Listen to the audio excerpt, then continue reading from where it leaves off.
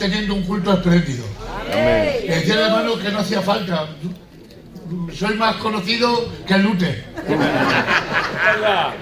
O sea que da igual, hermanos. Aquí no tenemos que tener cumplimientos. Muy bien. Tenemos que cumplir con el Señor y con Dios. Me decía algo el hermano y decía que Dios te amaba. Y es que eso tiene unos resultados. Dice David, dice, tú has entendido desde lejos mis pensamientos. No ha llegado la palabra en mi boca, tú ya conoces lo que voy a hablar. Por detrás y por delante me rodeaste. Señor, si fuera un extremo de la tierra, aquí estás tú. Si yo fuera del extremo, aquí también estás tú. Si me escondía en lo más profundo del mal, aquí me has tirado tu diestra. No hay nadie que se esconda ante la presencia del Señor. Amén. ¿Y sabes qué quiere decir esto? Que Dios te conoce más que a ti mismo. Amén. Y como Dios te conoce, aun con tu fracaso, aun con tus derrotas, el Señor te sigue diciendo, ¡yo te amo! ¡Tú has costado la sangre de Jesús! Amén. ¡Que no te menosprecie nadie! Qué bien. Los hombres hacemos acepción de personas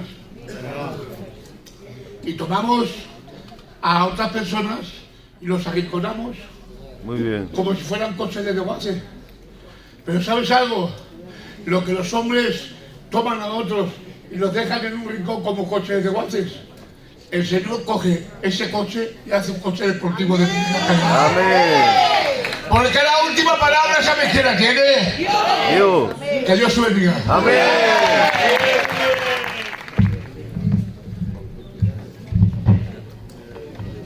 Bien, el Señor os bendiga. Amén. Recibid un saludo en el nombre de Jesús. Amén. Para mí es un privilegio y un placer, como no, estar en la casa del Señor, aquí en Pan Bendito. Amén. Bien, para mí ha sido un reto lo que el Señor siempre dispone a lo largo de... ¿Quién está con el piano? ¿Me puede echar una mano? Que es que hay tanta gente que estoy nervioso. Sonríe, que Cristo te ama. Amén. Y así, yo, hermano, tengo muchos defectos. Lo decía ayer en San Blas. 50.276 defectos. Palabra de honor, que en esos defectos me tienes que cubrir con la música. Así por lo menos que no quede ningún silencio. Amén. Amén. Quiero que estés tranquilo, iglesia del Señor, que sonrías porque Cristo te ama. Amén. Y yo voy a intentar compartir algo que arde en mi corazón, que el Señor ha puesto desde Galicia, cuando ya me comentaron que tenía que estar aquí. Y he intentado de alguna manera, Señor, pero esto es lo que tú quieres que yo les diga, que yo comparta con ellos. Pero como somos fieles al Señor, Amén. yo entiendo ciertas frases que soy muy recurrente siempre con lo mismo. Yo siempre suelo decir frases que son verdades que tienen que ver con la Escritura, aunque con otros dichos. Y yo entiendo que el siervo está para servir, nunca para ser servido. Y cuando entendemos el concepto de que el siervo está para servir, entendemos que nos debemos a lo que Él dice. Y yo evidentemente parto con la confianza de que no os conozco. Palabra de honor que no os conozco. No sé cuál es vuestra vida espiritual, cómo andáis. Yo sí me he fijado que sois una iglesia guiadora, que tenéis un coro súper tremendo. Amén. Que de verdad que cuando uno no tiene este tipo de coro porque está pasando por decadencia en el coro, pues lo valora cuando lo ve en otros sitios. Pero yo no he venido aquí a quedar bien con nadie. Muy bien. Hay una frase de un familiar mío que le he tomado y dice que él lo ha tomado de otro. Y así pues sucesivamente. Y digo que es una realidad. Digo que prefiero ser amigo de Dios y enemigo de los hombres. Porque el que paga realmente y el que aprueba es Dios. Amén. Y cuando Cristo venga por nosotros, porque todos esperamos que Él venga, Amén. Amén. yo creo que vamos a recibir el justo pago por nuestros actos.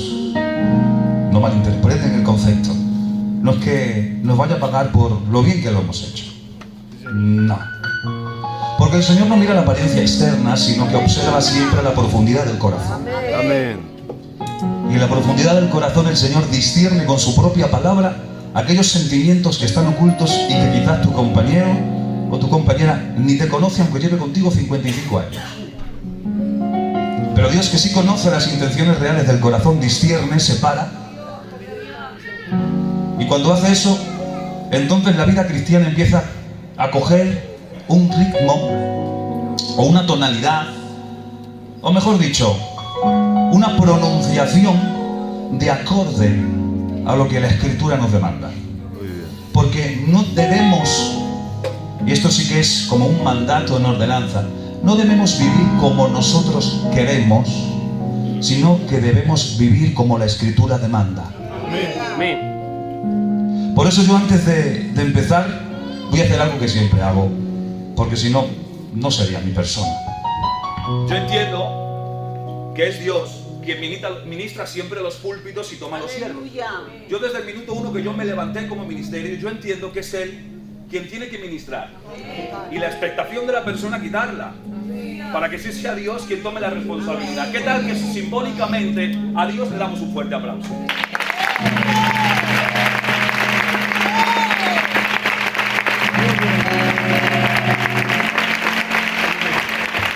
Y decimos un fuerte amén. Amén. Ahora me siento, lo decía también ayer, es que me siento más a gusto cuando uno presenta a la persona de Dios.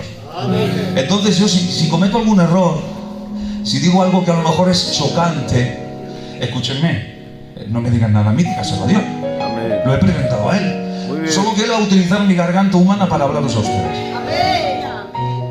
Hoy tengo un dilema. Y ese dilema vamos a ver cómo lo podemos desarrollar en el tiempo que podamos, porque después tenemos otra reunión y quiero pues simplemente dar lo que Dios me dice. El título que yo le puse a este mensaje, o al grueso del mensaje que vamos a ir desarrollando, es la promesa del Señor. Porque hay una promesa para la iglesia. Y esa promesa es muy especial porque creo que marca o va a marcar un antes y un después en la era de la eternidad, en nuestra relación con el Señor. Amén. Porque todo el tiempo que tú vivas en esta tierra va a ser una vida temporal, una vida ajustada a circunstancias, ajustada a movimientos, al vaivén de la vida, donde a veces estarás allá arriba y otras veces estarás allá abajo. Hay a veces que el Señor tiene que actuar como actuaron las piedras que les vamos a dar un toque de vida en unos minutos, que estaban en el zurrón de David. David bajó al arroyo, tomó 5 piedras que estuviesen lisas, pero fíjense por dónde, iglesia, no estaban lisas así al azar, ni se crearon lisas porque sí, no. Para que las piedras pudiesen estar lisas, estaban dentro del arroyo, no podían estar en la orilla, porque solo la corriente interna del arroyo o el riachuelo, a donde David fue a tomar las piedras, es donde esa corriente que movía las piedras en la profundidad del misterio que nadie veía desde arriba, entre una y otra, mientras iban chocando, se iban puliendo y las aristas que tenían ya no las tenían. O sea, las piedras no aparecieron porque sí.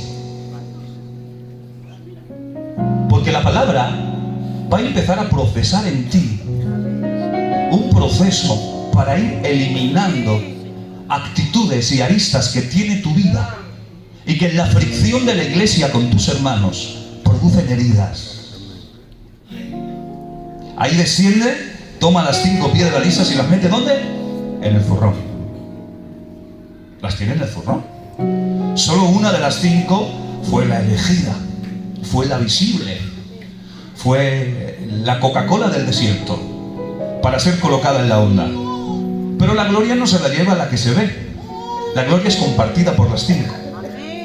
Porque el zurrón, en representación simbólica, vamos a lanzarnos a la imaginación, va a representar en el ser pastor o en el ser la iglesia, y las 5 piedras representan la capacidad o los miembros que componen la iglesia. El número 5 dentro de la numerología bíblica, si analizamos su contexto, podemos entender que representa la gracia de Dios o la mano de Dios sobre el hombre, en composición para traerte a la iglesia del Señor. Dentro del zurrón había 5 piedras lisas. Lisas porque la corriente las ha procesado. Y cuando hay una piedra lisa, ante la adversidad de un Goliat que viene, es fácil que el pastor en cualquier momento por el trato y la circunstancia de la vida y te ha moldeado, te saque de la corriente, te mete en el zurrón. El zurrón es que a veces estás en la iglesia pero nadie cuenta contigo. Estás en un lugar de oscuridad por la circunstancia que vives, no cuenta nadie contigo. ¿Qué pasa? Tengo talentos, nadie me usa.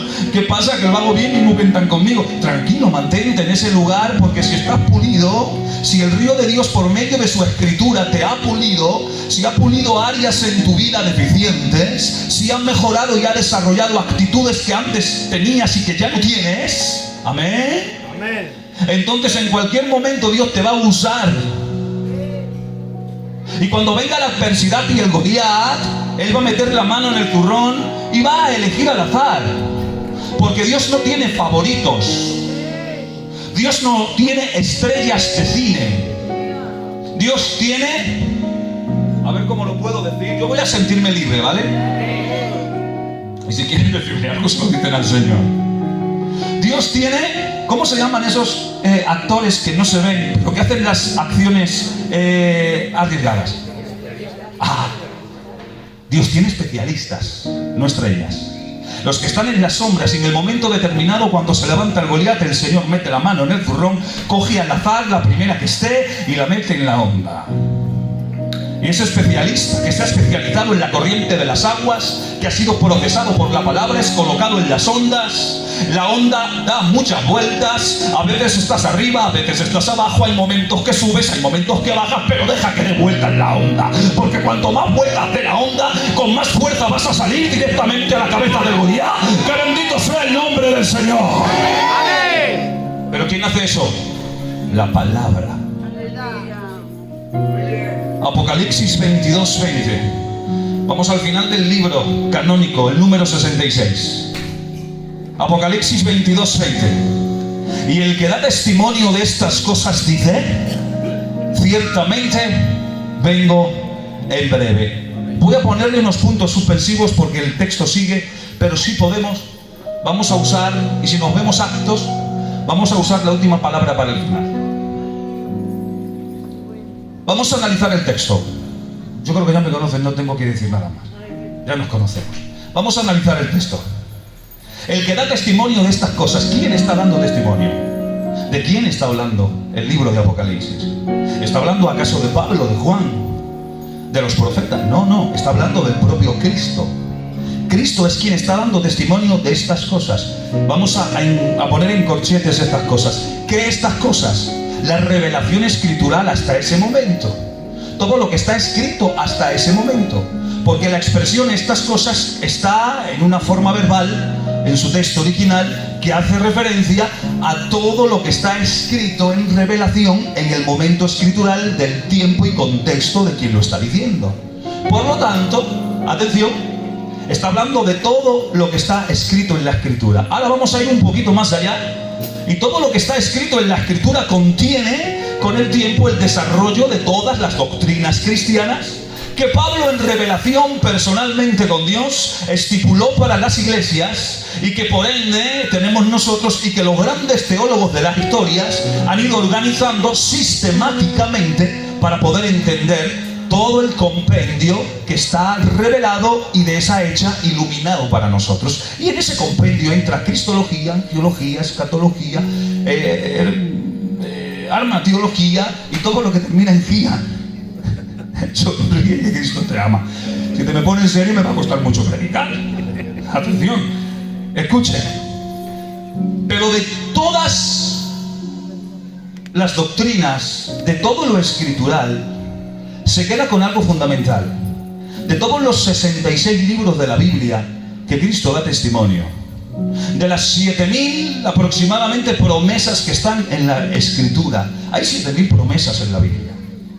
7.000 promesas que están divididas por secciones y bloques. Hay promesas que tienen que ver a nivel personal, hay promesas a nivel matrimonial, pero también hay promesas a nivel eclesial. Y cuando tú no vienes a la iglesia ni acudes a tu membresía, esa semilla de promesa que tiene que ver con la iglesia y que es ministrada en el templo de la iglesia, no te la llevas a tu casa a desarrollar porque no has venido a la iglesia, porque no estás aquí. Y hay promesas que te pierdes y hay desarrollos que te pierdes en tu casa porque simplemente no cumples con la grey ni estás para recibir las promesas por mediación de su escritura. De todo esto da testimonio Cristo, pero se queda con algo muy fundamental. De todas las doctrinas que están escriturales, se queda con una frase: ciertamente vengo en breve. Amén. Menos mal. Que viene en breve. Amén. Yo voy a analizar esta palabra porque tiene una connotación escatológica en dos sentidos, y vamos a tomar el que a nosotros nos compete, el que tiene que ver con la iglesia. La palabra ciertamente vengo en breve, ya saben ustedes que uso la herramienta de interpretación del griego bíblico, griego koiné, por conocimiento, no por otra cosa, no para maquillarla ni mucho menos, sino para profundizar y descubrir la riqueza que realmente está escondida en su palabra. Amén. Para entender bien lo que realmente decía el escritor inspirado por el Espíritu Santo. La palabra ciertamente vengo en breve, está traducida en el texto original como erhomai tahus. Después olvídense de la palabra, pero yo tengo que decirla para que ustedes entiendan de dónde saco lo que voy a decir. Erhomai tahus. Erhomai, más que venir, en su sentido etimológico es regreso. Y nos hace entender que entonces cuando nos habla de regresar es porque ya estuvo. Amén. Pongan oído espiritual. Amén. Por lo tanto, si regreso es porque yo ya estuve en un lugar. Si cogemos solamente la literalidad de la escritura en nuestro idioma castellano, vengo, me da la intención de que puedes venir, pero nunca estuviste allí. Pero es que la palabra es erhomai. Y la palabra erhomai tiene que ver con regresar porque ya estuve. Es el sentido etimológico del texto. Amén. Pero la palabra tahus que le acompaña, ciertamente vengo en breve, es algo rápido, algo fugaz, algo instantáneo. Por lo tanto, él va a regresar fugazmente, rápidamente. ¿Para qué? ¿Para qué forma? Simplemente para cumplir una promesa que le ha regalado y le ha presentado a la iglesia. Cristo viene a por la iglesia y nosotros nos vamos con él en el nombre de Jesús. A ver cuántos lo creen, le dan un fuerte aplauso a Dios y me echan una mano.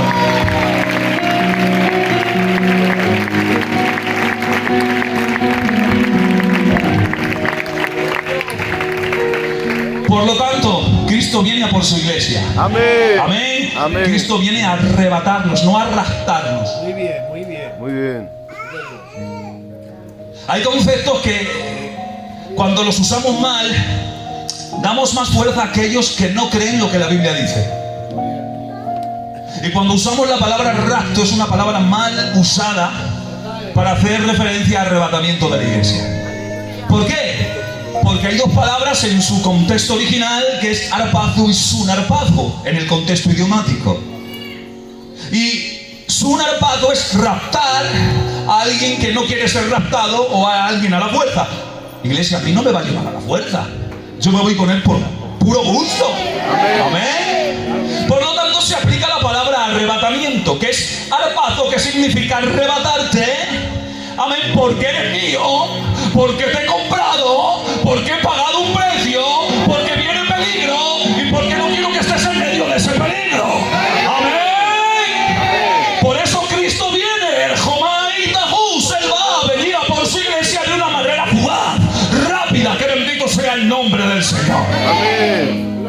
Voy a dejarlo ahí, porque ¿cuántos quieren participar en ese evento? ¿Quieren levantar su mano conmigo? Digan un fuerte amén. Pues después de lo que voy a hablar ahora, ¿qué, pastor? Escúchame, ya no me vais a dejar venir más. De verdad. Porque para poder irse de ese evento hay que reunir una cualidad. Amén. Amén. Amén.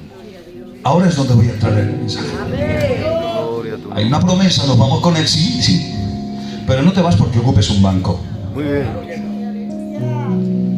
Yo voy a sentirme muy libre, ¿vale? Porque Dios después me pide cuentas a mí. Y quiero irme para Galicia mañana descansado. Que yo venga de la mano con mi mujer, con mucho respeto a los lutos y hay aquí a los ancianos y a las ancianas. que venga de la mano con mi mujer, aparentando que vivo en santidad, pero cuando llevo la tira de días sin hablarme con ella, pero me sienta aquí, levante las manos, salte y gotee, no va a hacer que yo me vaya en el arrebatamiento. Muy bien.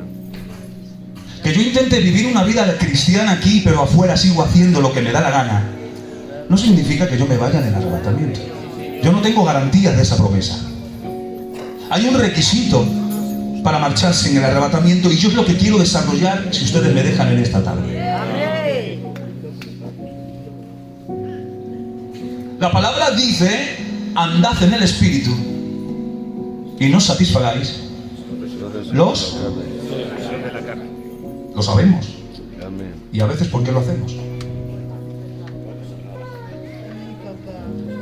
Andar en el Espíritu es sinónimo equivalente a santificación. Para poder participar en el evento de la promesa del Señor para con la iglesia y ser arrebatado, yo tengo que vivir en santidad. Amén. Porque la santidad va a crear en mí un proceso de eliminación, donde voy a ir eliminando actitudes, acciones, palabras, dichos, sentimientos en el corazón, acciones, para poder darle opción al Espíritu Santo a que desarrolle en mí diferentes aspectos de ese fruto en singular que se depositó en mí cuando lo recibí a Él. Por lo tanto, dentro de la doctrina de la soteriología, el estudio de la salvación, hay un aspecto que tiene que ver con santificación. Primero voy a especificar un concepto que a veces es errado en la forma de utilizarlo. Cuando hablamos de santidad, estamos hablando de un estado. Cuando hablamos de santificación, hablamos de un proceso. Cuando hablamos de santidad, ese vocablo no se asocia a nosotros. Nosotros no somos santos en ese grado. Solo Dios es un ser santo. Solo Dios está en ese estado. Aún más, es potestativo y privativo de Dios el ser santo. Cuando se aplica a nosotros el vocablo en referencia a santidad, es santificación, porque nos habla de un proceso. Por eso, dentro del concepto soteriológico de la santidad, hay 3 estados o niveles diferentes que van a hacer el que yo pueda irme con Él en el arrebatamiento de la iglesia. Luego voy a intentar explicaros los tipos que hay en el Antiguo Testamento en referencia al arrebatamiento de la iglesia, que los antiguos no podían ver porque no tenían el complemento del Nuevo Testamento, pero que nosotros, por la gracia de Dios, amén, por la sangre de Cristo y su sacrificio, por la revelación a los escritores y la iluminación a nosotros, podemos tener el complemento para entender y ver aquello que no se ve. Santo. Pero primero vamos a ir a lo que nos compete, que es cómo tengo que vivir yo para irme con Cristo. Amén. Hay 3 niveles diferentes de santificación. Está la primera, yo voy a intentar interactuar un poco con ustedes. La primera, que es la santificación inicial. ¿Qué es la santificación inicial o posicional para aquellos que están estudiando? Que yo sé que aquí hay muchos que estudian. Amén. Y que eso es bueno, estudiar para formarnos. Porque la Biblia no es un libro de información, es un libro de formación, te forma. La escritura es para formarse. Y yo no tengo que aprenderla para ver si yo sé más que este o que aquel, para competir a ver aquí quién es el número 1 o yo qué sé. No.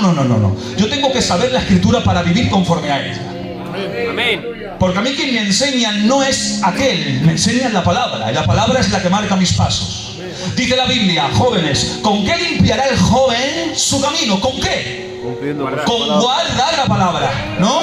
No dice con leerla, estudiarla para saber más, no, dice con guardarla. Y la palabra guardarla es un verbo que tiene mucha intensidad en su origen. Y significa guardarla, pero en el sentido de comerla para que produzca acciones en ti en el desarrollo de tu vida cristiana. Por lo tanto, el que guarda la palabra es el que la come para desarrollarla después. No el que la guarda para, bueno, aquel tiene un fallo, le voy a lanzar una palabra, un texto distorsionado para decirle aquello y hacer. No. El que la guarda es para el que la come, le da sustancia, vitamina y la desarrolla en su estilo de vida. Y aquel que hablaba mal ya no habla mal. Y aquel que miraba mal ya no mira mal. Y aquel que actuaba mal ya no actúa mal, porque la palabra produce santificación progresiva, si se vive en ella, que produce a su vez un efecto de eliminación. Amén. Santo. Gloria a Dios. Santidad inicial. ¿Qué es la santificación inicial? ¿Cuántos han recibido a Jesús? Levante su mano conmigo. Quiero saber si hay muchos o hay algún simpatizante. ¿Hemos recibido a Jesús todos? Amén. Cuando recibiste a Jesús, el Señor te sacó del reino de la esclavitud del pecado y te colocó en el Hijo. Eso es santificación inicial. Estás posicionado, posicionada en Cristo. Eso merecía una vez más fuerte. Estás posicionada en Cristo. Eso ha hecho, hubiera producido un efecto invisible, pero que ha sido realizado por Cristo. En ese trasfondo, ¿sabes lo que ha hecho? Te ha librado de la esclavitud del pecado. Ya no eres esclavo al pecado. Estás posicionado en Cristo. Pero atención, hay 3 niveles. Santificación inicial. Quiero que intenten seguirme. Por favor, si yo me complico, porque a veces voy muy rápido y a veces de verdad que me complico, levanta la mano y me lo dice. Mira, no lo entiendo, Irra, me lo explicas, yo palabra de honor, que paro y te lo explico. Pero quiero que entiendas el concepto. Santificación inicial, síganme. Segundo, santificación progresiva. Tercero, santificación final o glorificación. Bien, hemos dicho que Cristo viene a por la iglesia. Cristo viene a arrebatar a su iglesia, pero no lo va a hacer en la santificación inicial. Tiene que haber un proceso de eliminación en la santificación progresiva para llegar a la santificación final o glorificación, donde sí Cristo viene y nosotros somos glorificados para irnos con Él. Amén. O sea, aquel que está en la santificación inicial no puede dar un salto a la santificación final, porque tiene que haber un proceso de santificación progresiva, de eliminación, de amistad con el Espíritu. ¿Para qué? Para poder llegar a la santificación final y cuando Cristo venga seamos arrebatados con Él y seamos transformados en cuerpos de gloria. Amén. Y así sí nos vamos con Él. No hay trucos, no se puede saltar. No se puede buscar un resquicio. O pasas o pasas. Santificación inicial. Hay algo que está todavía en nosotros, que se llama la concupiscencia. Concupiscencia, para quien no lo sepa, es el deseo a algo, en este caso vertiéndolo a pecado, de una manera desordenada, de una manera descontrolada. Eso es concupiscencia. Todos tenemos concupiscencia. Yo no tengo alas, por lo tanto no tengo cuerpo glorificado, entonces sigo teniendo concupiscencia. Es que he ayunado 41 días, sigues teniendo concupiscencia. Es que todos los días solo, sigues teniendo concupiscencia. Porque el que ore mucho, el que ayunes mucho y el que venga mucho al culto, no va a arrancar de ti la concupiscencia.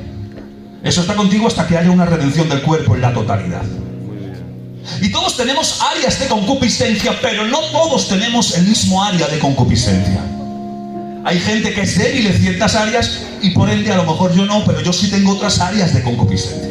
Bien, cuando estamos en la santificación posicional inicial, hemos recibido a Cristo, hemos salido de la esclavitud, estoy aquí ya, estoy en Cristo, ¿vale? Estoy en Cristo, pero sigo teniendo activamente y muy fuerte mis concupiscencias y deseo de pecado. Porque cuando yo me pasé por las aguas, yo me pasé a los 14 años, muy jovencito. Apenas estaba estudiando y me pasé por las aguas. Fue un llamado que Dios permitió y ahí estoy, hasta los días de hoy, que tengo 43. Atención, yo me pasé con la idea de a ver si se ahogaba el viejo hombre. Yo, bueno, me paso y que se ahogue.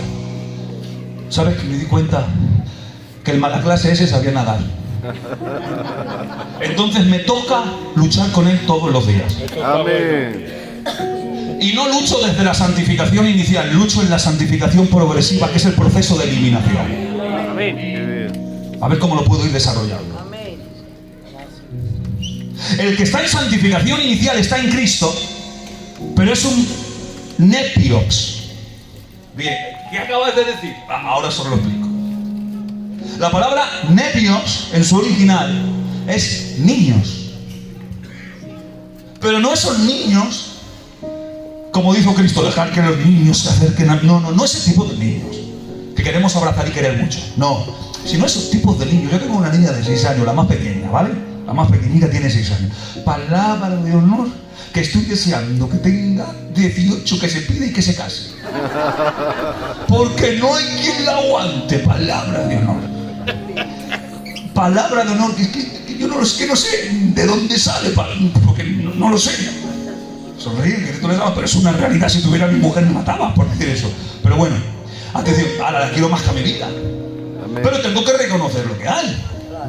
Y cuando me la vengan a pedir tengo que, escúchame, mira, toma el contrato. El contrato es solamente de venta, no hay reembolso. Así que os la lleváis, no. Escuchadme, yo os digo lo que hay ya. Es muy guapa, palabra de honor, que es guapísima, que no la hay. ¿Qué adelanto? Que sea tan guapa. Si palabra de honor que no hay quien la aguante. Y normalmente me piden mi móvil y no se lo dejo. Porque hoy tenemos una costumbre. Hoy estamos adoctrinando a nuestros niños con el móvil, sin saber realmente lo que ven. Y después queremos que de la santificación inicial pasen a la santificación progresiva. Va a ser imposible porque están adoctrinados por redes sociales envenenadas. Digo envenenadas porque se ve de todo. Quien usa las redes sociales para bendición es un deleite. Amén. Pero no siempre aparece lo mismo en los puntos suspensivos. De acuerdo. Y la niña, mi mujer, para que no nos moleste, toma el móvil. Yo no se lo dejo. ¿Pero por qué? Pues si ¿por qué? Ahora te explico el por qué. Porque es una nepios. Es una niña que no ha crecido y no discierne ni le da valor a lo que tiene valor. Y no le dejo mi móvil porque ¿qué hace mi niña cuando se cansa? Porque es una berrinchuda, palabra de honor. Y escuchen, que no es gallega, que ha nacido en Barcelona. O sea, que no es porque sea gallega. Que no.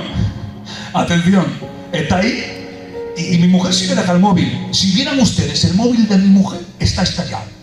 Tiene la pantalla estallada. Porque cuando mi hija se cansa de ver el móvil y quiere otra cosa por berrinche, lo tira.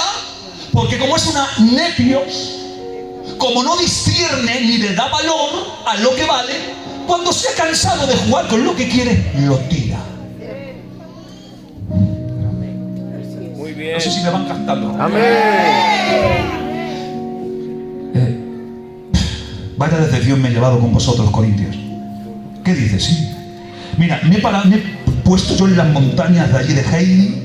Estaba trabajando yo en el mensaje más espiritual posible, elaborado de la manera para los espirituales que yo pensaba que erais, porque teníais el compendio de los 9 dones del Espíritu, y yo creía que porque teníais dones, yo asociaba la capacidad de ser espiritual, pero no, el que tengáis dones me he dado cuenta que no te hace ser espiritual. Gloria a Dios. Y entonces he venido aquí, os he visto las disensiones, las envidias, los partidismos, las manifestaciones carnales. Y me he dado cuenta que sois nepios, niños en Cristo, sí, pues santificación inicial. Ahora van entendiendo. Amén. Pero sois niños en Cristo. Porque un carnal no es un inconverso. Un carnal es uno que está en santificación inicial, pero que se ha quedado ahí, que posiblemente lleva 45 años en el culto, pero sigue estando en santificación inicial porque no está avanzando en la progresiva. No hay un proceso de eliminación, sigue usando las mismas palabras, sigue teniendo los mismos sentimientos, sigue teniendo las mismas actitudes. Y entonces los nepios en Cristo juegan con las cosas importantes de Dios y cuando se cansan las rompen. Qué bien. Y cometemos el error, aquí no, porque no lo sé, por allá por mi tierra, por las montañas de Heidi, de poner a estos niños en Cristo en cargos eclesiales. Y cuando se cansan, los rompen. Amén. Porque no hay responsabilidad. Gloria a Dios. Por lo tanto, los que están en posición, santificación inicial, somos niños en Cristo que necesitamos ser desarrollados en la santificación progresiva. Amén. Aquel que recibió, yo sé que lo que estamos hablando no es de mucho amén, prefiero que estemos así, pero que capten el mensaje. Amén. Cuando recibimos a Jesucristo, con Jesucristo recibimos ¿a quién? ¿Al Espíritu Santo. O sea, somos templo del Espíritu Santo, sí o sí. Amén. Somos morada del Espíritu Santo, sí o sí. Hay dos términos que son diferentes, los dos no son sinónimos. Somos morada y somos templos, porque hace mención de dos acciones o dos situaciones diferentes del Espíritu Santo en relación a nosotros. No es que sean sinónimos, somos morada, somos templos, no es lo mismo. Cuando habla de morada es que somos el lugar de habitáculo del Espíritu Santo fuera de la religiosidad ahora. Y Él está con como morada en nosotros y no está como un inquilino, como un arrendador que ha alquilado un momento temporal nuestra vida. No, Él es el dueño de la morada. Amén. Él no es un inquilino que ha estado por un tiempo en tu vida o que está por un tiempo en tu vida y que sigues haciendo tú lo que tú quieres. No, Él es el dueño de la morada. Por lo tanto, no es lo que tú quieras hacer, es lo que Dios te permite hacer dentro de la libertad de su gracia. Porque Dios nos ha hecho libres no para hacer lo que nosotros queramos, sino para hacer lo que debemos. Porque yo soy libre en Cristo, tomo la decisión de no coger esa botella. Pero hay quienes se creen que porque Dios los ha libertado, puedo coger la botella, puedo hacer aquello y puedo hacer lo que se me pegue la gana. Pero eso no es así. Porque al ser morada, no tenemos al Espíritu como un inquilino, es el dueño. Pero es que también se habla de templo. Y cuando se habla de templo del Espíritu, hay tres, pero dos palabras son propias en el texto del Nuevo Testamento en griego, koiné. Koiné es común. A veces lo decimos mucho, pero es común, significa común. Atención. Y una de ellas es la palabra hierón. Y la palabra hierón habla de templo, pero en todo el compendio del templo. Atrio, lugar santo, lugar santísimo y todos los oficios religiosos. ¿Saben ustedes que cuando dicen que nosotros somos templos del Espíritu no se asocia esa palabra a nosotros? No, porque nosotros no somos religiosos. No tenemos que guardar una conducta religiosa solamente para ser salvos. La salvación es por gracia. Amén. Entonces, ¿cuál es la palabra que se aplica? La palabra que se aplica es la palabra naos. Y la palabra naos sola y exclusivamente hace referencia al lugar santísimo. Por lo tanto, dentro del compendio del tabernáculo, el lugar santísimo era el lugar íntimo donde descendía realmente la presencia de Dios, donde el sol iluminaba en el atrio para todos, donde el candelabro iluminaba el lugar santísimo, el lugar santo. Pero es que en el lugar santísimo se estaba a oscuras. En el lugar santísimo no había luz. El sumo sacerdote entraba a oscuras porque era la luz del fuego de Dios, de la Shekinah de Dios, la que descendía a absorber la sangre que se había puesto en el propiciatorio. Y cuando descendía la sangre, el fuego de Dios para absorber la sangre, se iluminaba el lugar. Ya no hace falta un sacrificio anual en nosotros, sino que nosotros, dice la Escritura, que somos un sacrificio vivo. ¿Qué significa? Que todos los días está la Shekinah de Dios en nosotros, está el Espíritu Santo, tenemos comunión con Él. Vivamos de acuerdo a esa comunión en el nombre de Cristo. Dale un fuerte aplauso.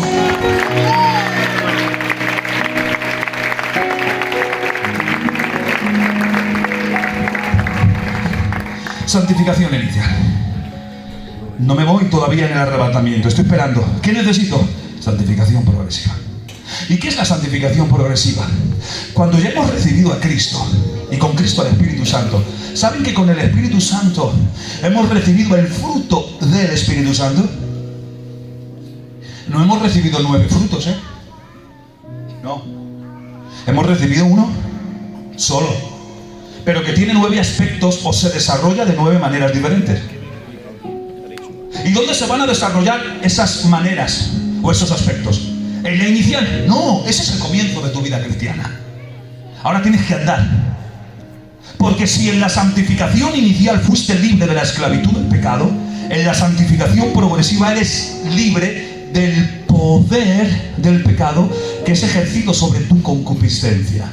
Y en la medida en cómo vivas amigo del Espíritu y le permitas a Él desarrollar esos aspectos de tu fruto, menos capacidad de fuerza de pecado se inducirá sobre tu concupiscencia y tendrás la capacidad de decirle no a aquello que antes no podías decirle no. Sí, bien. Amén. Ahora recibes al Espíritu aquí y recibes el fruto. Pero ahora yo tengo que andar en el Espíritu, que es sinónimo de santificación progresiva. Y mientras ando, yo le permito al Espíritu que desarrolle en mí esos aspectos de fruto. ¿Saben que en el plan laboral del trabajo de Dios en la humanidad, a Dios Padre se le conoce como el labrador del plan de la salvación? Él es el labrador. A Dios Hijo se le conoce como el sembrador, y el sembrador salió a sembrar, Cristo. Pero es que el Espíritu Santo es el productor de los diferentes aspectos del fruto del Espíritu. Luego, la lluvia son las doctrinas sanas que vivimos y comemos, y el desarrollo de ese producto, esa labranza, somos nosotros, la iglesia. Amén. Amén. Y luego tenemos que empezar a dar fruto. Qué bonito. Y ese es el proceso. Labrador, sembrador, productor, lluvia de doctrina, producto de labranza, y ahora tenemos que dar fruto. Y eso no se hace en la santificación inicial, se hace a lo largo de tu vida, en la santificación progresiva, para llegar a la santificación final, que es el encuentro del Señor en el aire, en el arrebatamiento. Ahora examínate, si sigues estando en la santificación inicial, apresúrate a moverte en la progresiva, experimenta con el Espíritu. Por eso en las iglesias, por allá, arriba, yo me encuentro con gente que tiene la capacidad de amar más que otra. Que en la misma situación, gente que está posicionada en Cristo ama una más que otra. Uno tiene más gozo que otro tiene más fe que otro tiene más paciencia que... ¿Por qué es eso? Porque son aspectos del fruto que se dio cuando tú lo recibiste. Pero como no has andado en santidad, hay gente que no tiene la capacidad de amar en las iglesias. Y hay un problema y hay que condolernos con el que se duele. ¿Y qué hacemos? No somos capaces de amar porque no le hemos permitido al Espíritu Santo desarrollar ese aspecto en nuestra vida cristiana. Y hay cristianos apáticos que no aman. Hay cristianos que no se gozan. Hay cristianos que no mantienen fe en su promesa. Hay cristianos que no tienen paciencia. A la mínima escapan y se marchan. Sí, han recibido a Cristo. Sí, porque luego está la crítica. Es que ese no era... Sí, era un niño en Cristo. Un niño en Cristo que practica obras carnales. Un niño que no ha sido desarrollado y que le entran berrinches. Y los berrinchudos en las iglesias son los que a veces nos complican las historias a los que pastoreamos. ¿Por qué? Porque no han sido desarrollados. Pero en la medida en como tú andas, se desarrolla aspectos del fruto y empiezas a amar con el amor vinculante de la cruz, y tu pensamiento empieza a estar hilvanado al pensamiento de Dios Padre, y ya no es como tú que pensabas antes, es que piensas ya con la mente de Cristo. Amén. ¿En qué sentido digo con la mente de Cristo? Pensamientos puros, santos, conforme a la Escritura, porque el Espíritu desarrolla ese querer en ti cuando tú le das opción a que Él desarrolle ese querer en ti. Pero hay dos formas de andar en el Espíritu, o hay dos formas de caminar en la vida cristiana. Segunda de Corintios 5:7 dice: porque por fe andamos y no por vista. O sea que dentro de la iglesia podemos encontrarnos al típico que anda por fe, pero también al típico que anda por vista. Y yo pongo dos ejemplos claros haciendo una idea panorámica de la Escritura. Tío Abraham, escúchame, ya no podemos estar juntos.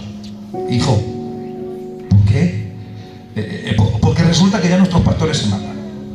Y como se matan, lo siento mucho, tío, pero ya no quiero estar contigo. Así que tenemos que dividirnos. Y ahora Abraham le dice: bueno, hijo mío, elige, ¿dónde quieres ir? Y ahora Lot, con los ojos de la vista, vio las llanuras y la hierba verde y el pasto en el momento, y eligió el camino que sus ojos le guiaron. Un típico hombre y mujer que camina por vista.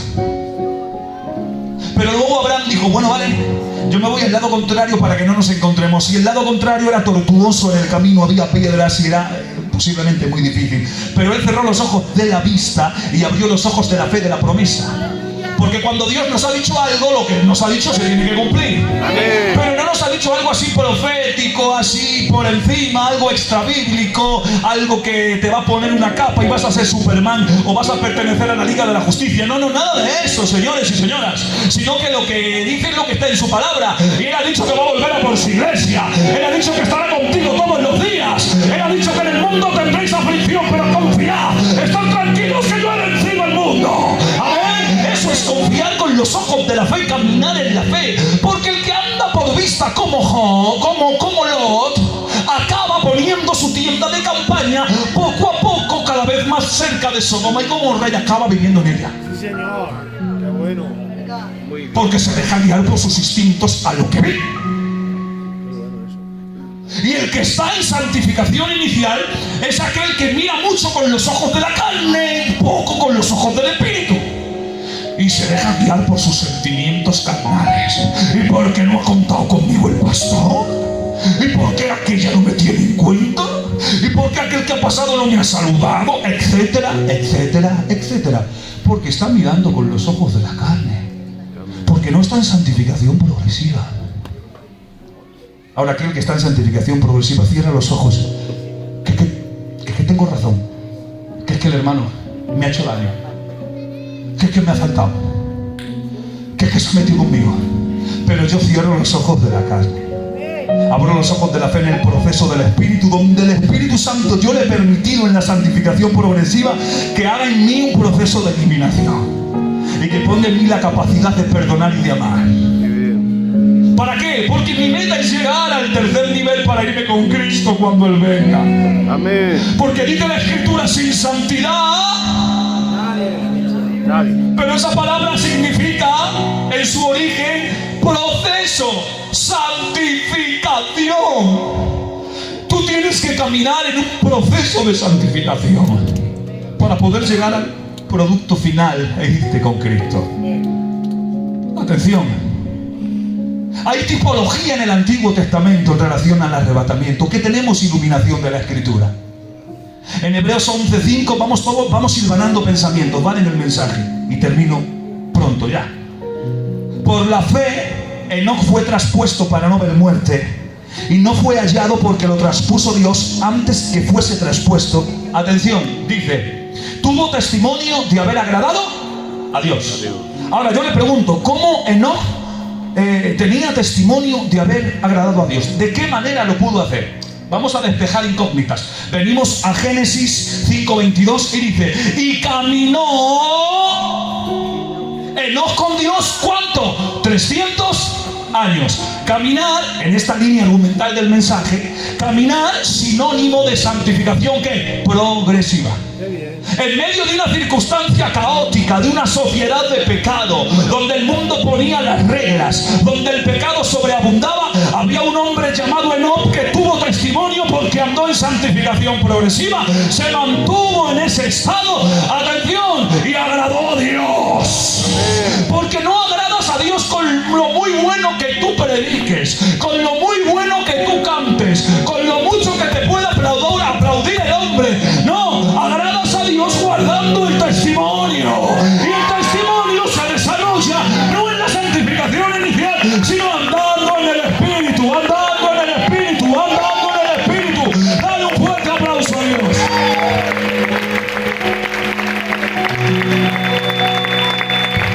Gloria a Dios. Pero vamos a analizar la tipología de Enoc. Enoc representa en su tipo al arrebatamiento de la iglesia. Escuchen, Enoc era el séptimo en la generación de Adán. El número 7 dentro de la numerología bíblica, no tenemos tiempo, no vamos a desarrollarlo todo. El número 7 representa perfección en Cristo en cuanto al plano de la espiritualidad. El número 6 representa al hombre, es el número de hombre, el número de la imperfección en relación al hombre. Por lo tanto, cuando viene Cristo en nosotros, cuando hace morada en nosotros, ese uno de la persona de Cristo se suma a la deficiencia del número 6 del hombre y forma el 7, que es perfección o plenitud en Cristo. Amén. Por eso, a ver ahora, por eso Satanás usa mucho y promueve mucho el número 6 porque es número de hombre e imperfección. Cuando el número 7 pertenece siempre, tanto en numerología como geometría bíblica, en relación a Cristo y a su perfección. Amén. Amén. Por eso repite 6, 6, 6, 6, 6, imperfección, imperfección, imperfección, imperfección dentro del gobierno humano en relación al anticristo y al diablo. Pero Cristo suma en nosotros un 7 y todos los 7 representativos y bíblicos tienen un porqué y un trasfondo que Dios ilumina a su iglesia. Por lo tanto, el número 7 es la perfección en Cristo, un reposo personal. Pero aún más, la Biblia también registra 7 grandes fiestas solemnes. Amén. No judías, solemnes. Amén. que el pueblo de Israel era demandado a seguir. Entre otras fiestas que sí eran patrimonio nacional, estas eran solemnes, fiestas de Jehová, dice la Escritura, pero que demanda al pueblo del pacto, que era un ensayo anual de la tipología que se cumplía proféticamente en Cristo y con eventos escatológicos. ¿Me están entendiendo ustedes? Amén. Las primeras 4 fiestas se cumplen en la primera venida literal de Cristo. La Pascua, panes y levadura, primicias y Pentecostés. Pascua nos habla de la muerte de Cristo, era un ensayo anual apuntando siempre a la muerte de Cristo. Panes y levadura apuntaba a la sepultura de Cristo. Primicias apuntaba a la resurrección de Cristo. Y Pentecostés al descenso del Espíritu Santo. Por lo tanto, se cumplen proféticamente, matemáticamente. Pero quedan las fiestas de otoño, porque estas eran fiestas de primavera. Y las fiestas de otoño eran 3: fiesta de las trompetas, el día de la expiación y la fiesta de los tabernáculos. Y si las primeras 4 fiestas solemnes de Dios para con Israel se han cumplido apuntando a Cristo, las fiestas de otoño son escatológicas, que apuntan también a eventos escatológicos evidentemente relacionados con Cristo. ¿Vamos bien? Amén. Me aguantan 5 minutos más y termino, ¿vale? Luego, si no me quieren llamar más o no permiten que venga, no pasa nada. Amén, sonríe, que Cristo les ama. Vamos a la segunda. El día de la expiación, la segunda fiesta de otoño, representa la segunda venida de Cristo literal. Apunta proféticamente a esa venida para inaugurar el reino milenial, que luego es proseguido por la fiesta de los tabernáculos. La fiesta de los tabernáculos representa proféticamente el milenio que está por cumplirse. Pero es que anteriormente la primera es la fiesta de las trompetas. Y la fiesta de las trompetas apunta a ese evento de promesa que tiene que ver y está vinculado en el pensamiento de Dios con el corazón de la iglesia. La fiesta de las trompetas está aquí vinculada al tercer nivel, que es la santificación final o glorificación. ¿Me van siguiendo ahora? Atención. Pero es que en estas fiestas había 3 principales trompetas. La primera trompeta sonaba siempre en la fiesta del Pentecostés. Y de manera simbólica o profética, cuando vino el Espíritu Santo en descenso, ahí sonó la trompeta relacionada con la fiesta del Pentecostés. Pero luego está la tercera, que era la gran trompeta, que sonaba específicamente en el día de la expiación, que será en la segunda venida literal de Cristo para inaugurar el reino milenial. Ahora va lo bueno. Es que la Biblia se encaja sola. Amén. No hay que forzarla. Amén. Ni tampoco obviarla. Hay que prestarle atención. Amén. Pero es que la segunda se le conoce como la final trompeta o la trompeta de Dios. ¿Y sabes dónde sonaba esa trompeta? La final trompeta sonaba en la fiesta de las trompetas. ¿Y qué he dicho que representa la fiesta de las trompetas? El arrebatamiento de la iglesia. Atención, pero la fiesta de las trompetas se iniciaba durante un mes. Consistía en series distintas de 30 trompetazos. 30 trompetazos, 30 trompetazos, 30 trompetazos. Y luego quedaba la trompeta final, que era la última, que cerraba la fiesta de las trompetas. Ahora imagínense uniendo puntos, para no detallarlo mucho. Uniendo los puntos, nos vamos a Primera de Tesalonicenses 4:16, y dice: porque el Señor mismo, con voz de mando, con voz de arcángel y con trompeta de Dios, que es la que suena en esta fiesta, descenderá del cielo, y los muertos en Cristo resucitarán primero. Luego nosotros, los que estemos vivos, los que permanezcamos, los que hayamos quedado, seremos transformados, y juntamente con ellos nos iremos al encuentro del Señor en los aires. ¡Dale un fuerte aplauso!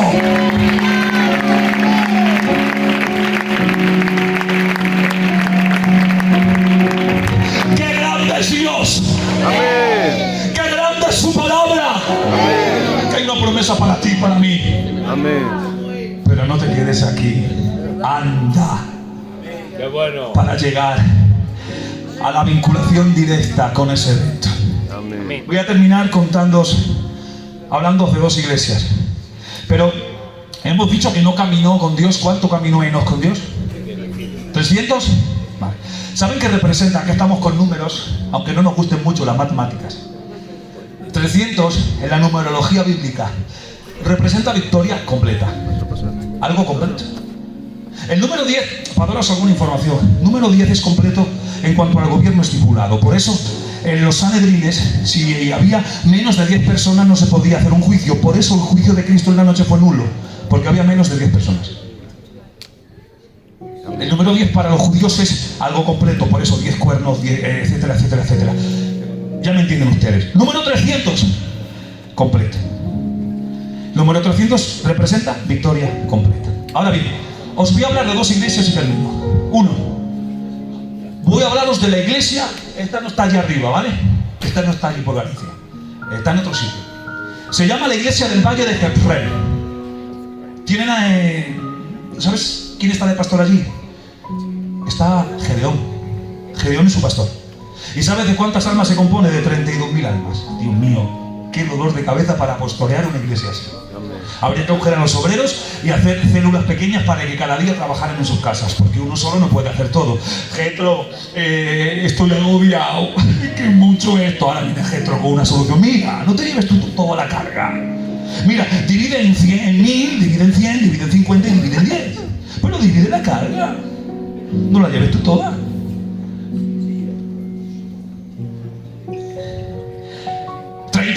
Almas, pero de esas 32.000, solo 300 vinculamos el pensamiento bíblico. Victoria completa. Solo 300 andaban en santidad progresiva. Esas 32.000 almas pasaron por dos filtros que Dios le permitió, que Dios le dijo a Gedeón. Dice, los que teman y tiemblan. ¿Quiénes son los que temen y tiemblan? Los que todavía están en santificación inicial, pero que no afrontan los problemas, que cuando viene un problema escapan de las iglesias, que no quieren responsabilidades, que no quieren vivir de acuerdo a la vida pastoral demandada por el pastor y la iglesia, que no quiero saber nada, que yo no quiero que me manden nada, que yo no quiero, que tengo este problema, que yo no puedo aguantar más. Son los que están en esa posición. ¿Saben cuántos se fueron? 22.000 se fueron a su casa. Pero luego hay otro filtro, dice, mira, aquellos que se tiren al río y no aguanten la sed, me los pones a un lado. Pero aquellos que tengan la capacidad de con la mano en la espada se adorrillen y lleven el agua a su boca, me los pones a otro lado. ¿Sabes cuántos se fueron a casa? 9.700. ¿Sabes cuántos se quedaron? 300. Porque ¿quiénes son los que se tiran al río? Aquellos que están en santificación inicial, que no andan en el espíritu y satisfacen los deseos de su carne, que nomás se deleitan y viene un impulso y se tiran, y hay algo y lo hacen, y tienen que pensar mal y piensan, y tienen que hablar mal y hablan, y tienen que actuar mal y actúan, y me pisan el pie y me convierto en super ranger, y etcétera, etcétera, etcétera. Solo 300 andaban en el espíritu y dominaban su necesidad carnal. Os voy a hablar ahora de otra iglesia y ya termino el mensaje. Esta iglesia es más pequeña. Se llama la iglesia de la transfiguración. Pero tienen al pastor llamado Jesús. Amén. Apenas son 12 personas. Gloria a Dios. Es pequeñita la iglesia. Escucha, que nadie quiere visitar esa iglesia, porque si no hay menos... A ver, si no hay 50 personas, yo mi mensaje no lo puedo predicar. ¿Por qué? Porque es que mi mensaje va a dinero. Vaya. Ay, Padre, ¿cómo hemos distorsionado el enfoque cristiano? Amén.